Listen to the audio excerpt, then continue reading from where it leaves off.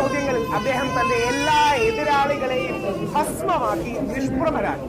ശ്രീ രാഹുൽ ഗാന്ധി പോലും ശ്രീ നരേന്ദ്രമോദിയുടെ പ്രസംഗത്തിന് കൈയടിച്ചു എന്നാണ് കേൾക്കുന്നത്. ആ 3 ചോദ്യങ്ങൾ നമ്മൾ അതിശക്തമായി ഉയർത്തണം. ഈ രാജ്യം എന്നും വീണ്ടും ഉയർത്തേണ്ട ചോദ്യമാണ് അത്. ഞാൻ സോഷ്യൽ മീഡിയയിൽ നിന്ന് എടുത്തത്. ആ ചോദ്യങ്ങൾ നിങ്ങൾക്ക് മുമ്പിൽ അവതരിപ്പിക്കും. ധൈര്യം ഉണ്ടെങ്കിൽ ഇത് ഉത്തരം പറയണം.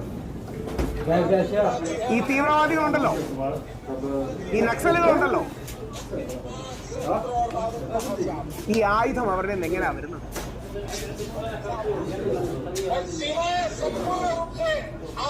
ഈ ബോർഡർ മുഴുവൻ നിങ്ങളുടെ കയ്യിലല്ലേ? അത് സുരക്ഷയുടെ നിങ്ങളുടെ ഉത്തരവാദിത്തമല്ലേ? നിങ്ങളുടെ കയ്യിലല്ലേ?